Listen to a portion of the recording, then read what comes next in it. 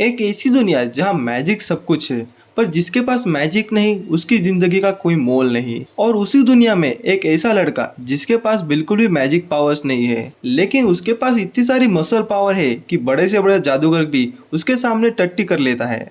और यहाँ से स्टोरी हमारी स्टार्ट होती है एक फॉरेस्ट के अंदर, जहाँ एक लड़का अपनी जिम वाली लाइफ जी रहा था। उसका नाम मास्ट बर्नडेड है।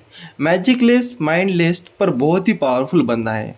वो डंबल्स उठाता है जैसे कि वो कोई मिठाई उठा रहा हो, और वो एक ही पंच में 10-20 दीवार तोड़ देता था। और उसकी फेवरेट डिश है क्रीम पफ। अब सीन शिफ्ट होता है एक बूढ़े आदमी पे, जो चेयर पे बैठ के चाय पी रहा था। वो आदमी अपने बेटे मैश के साथ जंगल में अकेला ही रहता है। वो देखता है कि दरवाजे से कुछ आवाज आने लगी है। तभी वो दरवाजा टूट जाता है और दादाजी भी शॉक हो जाते हैं। वो दरवाजा तोड़ने वाला और कोई नहीं, उनका बेटा मैश ही था, जो दरवाजा कैसे खोलते हैं वो भूल चुका था। तो उसने गड़बड़ी में पूरा दरवाजा ही तोड़ दिया। ये सब देखने के बाद उसके पिताजी उसे बहुत जोर जोर से डांटने लगते हैं। मैश उनसे माफी भी मांगता है और मायूस हो जाता है। तो मैश के पिताजी उसे माफ कर देते हैं। पर वो जब मैश को वापस दरवाजा लगाने हुए देखते हैं, वो भी आड़ा करके, तब उनका गुस्सा और ही ज्यादा बढ़ जाता है और वो उसे वापस चिल्लाने लगते हैं। देखते ही देखते मैश उस दरवाजे के 3 टुकड़े कर देता है और उसके पिताजी से वो माफी मांगने लगता है दरवाजा तोड़ने की वजह से। ये सब देख के उसके पिताजी फिर से बहुत ही गुस्से में आ जाते हैं। फिर वो मैश को पूछते हैं, तुम्हारी ट्रेनिंग पूरी हो चुकी है क्या? वो बोलता है, हाँ हो गई, पर आप मुझे फिजिकल ट्रेनिंग ही क्यों कराते हो? ये वो मैश पूछता है। वो उसे कुछ नहीं बताते और वो मन ही मन बोलते हैं, तुम इस दुनिया में सब लोगों से अलग हो, और वहां से चले जाते हैं। और जाते वक्त बोलते हैं, कुछ भी हो घर से बाहर मत निकलना, और शहर में तो बिल्कुल मतलब बिल्कुल ही मत जाना। और वो वहां से चले जाते हैं। फिर मैश एक पेपर निकालता है और उस पेपर को देखने लगता है, और अगले ही सेकंड मैश जंगल के अंदर से सिटी की तरफ जा रहा था। और जब वो सिटी के अंदर पहुंचता है, वो देखता है जहाँ देखो वहाँ सब लोग मैजिक ही मैजिक यूज कर रहे हैं। और देखते ही देखते मैश बेकरी के पास पहुंच जाता है। वो वहां पे पहुंच के उन्हें ऑर्डर देता है कि मुझे क्रीम पफ चाहिए। पर वो जो उन्हें पैसे देता है उसे उसने हाथों में मरोड़ दिया था एक्साइटमेंट में आकर। शॉपकीपर सोचने लगता है, एक आम इंसान ऐसे कैसे कर सकता है? फिर मैश उन्हें पैसों को फिर से ठीक करके दिखाता है। ये देखने के बाद उस आदमी की पूरी सिट्टी की पिट्टी गुल हो चुकी थी और वो उसे क्रीम पफ दे देता है। पर तभी मैश की सिर के ऊपर की टोपी जो होती है वो उड़ जाती है और सब लोग मैश के चेहरा देख लेते हैं, जिसपे कोई भी मार्क नहीं था। ये देखने के बाद वो शॉपकीपर और सारे लोग उससे बहुत घबराने लग जाते हैं। अब सीन शिफ्ट होता है पुलिस स्टेशन के अंदर। वहाँ एक आदमी पेपर पढ़ते हुए बोलता है, अरे अरे बस करो, और कितना हीरो बनाओगे उसे। और साइड में हम देखते हैं एक आदमी उनसे माफी मांग रहा था, पर वो आदमी उसे माफी देने की बजाय अपनी छड़ी निकालता है और वो उसे सजा देने जाता है। पर तभी बीच में एक कॉल आ जाता है, और जब वो कॉल उठाता है उसे पता लगता है शहर के अंदर एक बिना मार्क वाला लड़का खुलेआम घूम रहा है। फिर हमारा सीन मैच के ऊपर शिफ्ट होता है, जो अपना क्रीम पफ खाते हुए सोच रहा था, सब लोग मुझसे डर क्यों रहे हैं, मुझे कुछ समझ में नहीं आ रहा है। तभी मैच एक आदमी से टकरा जाता है और उसका क्रीम पफ उसके शर्ट पे जाके लग जाता है। वो आदमी को और कोई नहीं, एक पुलिस वाला होता है जो पूरी नशे के हालत में था। वो पुलिस वाला मैश को बहुत ही चिल्लाता है और उसके हाथ के अंदर का क्रीम पफ नीचे फेंक देता है। पर तभी मैश एक ही झटके में उस पुलिस वाले के ऊपर की वर्दी निकालता है और फाड़ देता है। और वो उन्हें बोलता है, रुको रुको, मैं इसे साफ करके ले आता हूँ। वो पुलिस वाला बोलता है, तुमने फाड़ दिया इसे और आप क्या साफ करोगे? तभी उनके पीछे से एक पुलिस वाले की एंट्री होती है और वो मैश की तरफ शक की नजरों से देखने लगता है। तभी मैश के पिताजी एक निंजा की तरह आके मैश को वहां से लेके चले जाते हैं। ये सब देख के वो पुलिस वाला बहुत ही हंसने लगता है और एक जादुई पंछी बनाता है और उन्हें उनके पीछे छोड़ देता है उनकी लोकेशन ढूंढने के लिए।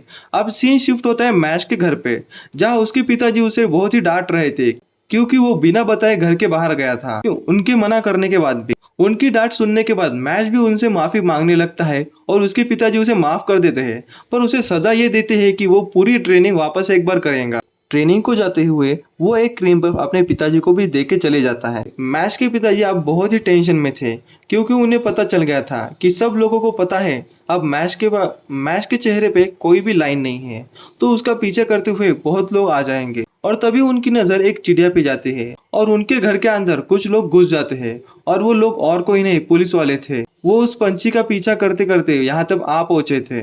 अब सीन शिफ्ट होता है मैश पे, जो अपनी ट्रेनिंग कर रहा था जैसे कि वो कोई बच्चों के खिलौने से खेल रहा है। ये सब देख के इंसान ही नहीं जानवर भी डरने लग चुके थे और मैश की ट्रेनिंग पूरी हो चुकी थी। मैश की ट्रेनिंग पूरी हो चुकी थी तो वो घर जाने वाला होता है, पर उसे डोर ओपन करते समय कुछ आवाज आने लगती है तो वो रुक जाता है। अंदर हम देखते हैं पुलिस वाला बूढ़े आदमी को अपनी मैजिक से हवा में लटका रखा था और बोलता है जिसके पास जादू नहीं है उसे जिंदा रहने का कोई हक नहीं है। ये सब बातें मैच भी सुन रहा था बाहर से।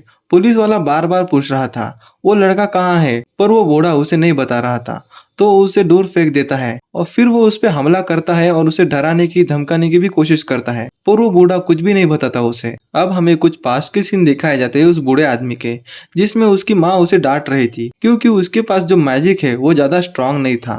साथ में उसके पिताजी भी उसे नाकारा निकम्मा बोलते थे। उसकी पूरी जिंदगी उसने बहुत कुछ सहा है। एक दिन वो अपनी जिंदगी खत्म करने वाला था, पर तभी वो एक बच्चे की रोने की आवाज सुनता है और रुक जाता है। उसको कुछ समझ में नहीं आ रहा था कि इस बच्चे को यहाँ पे कौन छोड़ के जा सकता है और वो उस बच्चे को गोद में लेता है। फिर वो बच्चा भी उसे देख के हंसने लगता है। उस दिन से उसने ठान लिया था आज से मैं इस बच्चे का पिता बन जाऊंगा और इसे कभी अकेला नहीं छोड़ूंगा चाहे कुछ भी हो जाए। अब सीन वापस बदल जाता है जहाँ पुलिस वाला उसे पूछ रहा था वो लड़का कहाँ है जल्दी बता दो। तभी वो बूढ़ा जोर जोर से चिल्लाने लगता है भाग जाओ मेरे बच्चे, यहाँ से जल्दी से भाग जाओ। वो पुलिस वाला बोलता है आसपास में ही होगा वो लड़का, उसे ढूंढो। फिर उस बूढ़े आदमी को मारने लगता है क्योंकि वो बहुत जोर जोर से चिल्ला रहा था और उसे दूर धकेल देता है, पर भी वो चुप नहीं होता और बोलते ही रहता है भाग जाओ बेटा यहाँ से जल्दी। अब उस पुलिस वाले को बहुत ही गुस्सा आ रहा था तो वो एक पावरफुल मैजिक उस बूढ़े आदमी पे यूज करने वाला होता है। दूसरा पुलिस वाला डोर ओपन करने वाला होता है, उससे पहले मैच उसके ऊपर एक जोर से मुक्का मार देता है जिससे वो आदमी दीवार के आर पार हो जाता है और इसी तरह से मैच की एंट्री हो जाती है। एक मोटा पुलिस वाला उसे बोलता है तुम ही हो ना जिसने मेरी सुबह यूनिफॉर्म सुबह फाड़ी थी। ये बोलते ही वो फिर से एक बार उसकी यूनिफॉर्म फाड़ देता है और एक जोर से थप्पड़ मार देता है जिससे वो दूर जाके गिर जाता है। वो बूढ़ा उससे पूछता है तुम यहाँ से भागे क्यों नहीं, तो वो बोलता है आप मेरी एक ही फैमिली हो डैड, मैं आपको छोड़ के कैसे जा सकता हूँ। और फिर उस पुलिस वाले को चैलेंज करता है तो वो पुलिस वाला हंसने लगता है और वो मोटा पुलिस वाला मन ही मन बोलता है अरे बच्चे ये सर पहले डिफेंस में थे, बहुत ही पावरफुल है, तुम इसको कभी हरा नहीं पाओगे।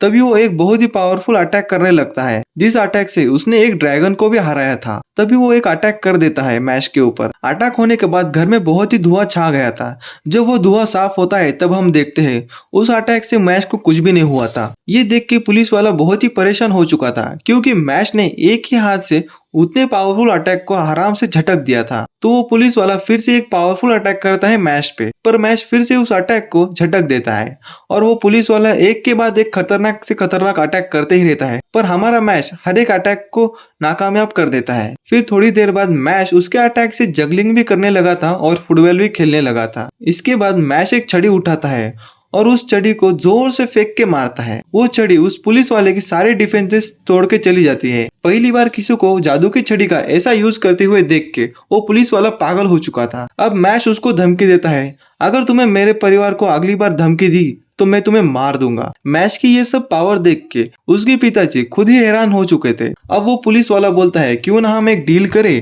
अगर तुमने वो एक्सेप्ट की तो मैं तुम्हारे पिताजी को छोड़ दूंगा और तुम्हारा पीछा नहीं करूंगा। और वो डील बताता है कि तुम्हें मैजिक स्कूल में एडमिशन लेना होगा और वहाँ पे एक कंपटीशन होता है, वो जीतना होगा और वहाँ पे जो प्राइज मिलेगा और जो भी कुछ मिलेगा वो तुम्हें मुझे देना होगा और तुम्हें जहाँ पे भी मदद लगेगी मैं वहाँ पे तुम्हारी मदद करूंगा। मैश ये डील पक्की करता है और उसके पिताजी उसे समझाने की कोशिश करते हैं कि ये डील मत करो, पर मैश बोलता है आप टेंशन मत लो, मैं सब कुछ ठीक कर दूंगा। फिर हमें कुछ कॉलेज की सीन दिखाए जाते हैं जहाँ पे मैश भी था और इसी के साथ हमारा यहाँ पे एपिसोड खत्म हो जाता है। अगर आपको मैश के आगे की जर्नी देखनी हो तो प्लीज एक बार चैनल को एक बार लाइक कर देना और सब्सक्राइब भी कर देना और बेल नोटिफिकेशन ऑन करना मत भूलना। अगला एपिसोड आते ही आपको नोटिफिकेशन मिल जाएगा। तो चलो मिलते हैं अगले एपिसोड के अंदर।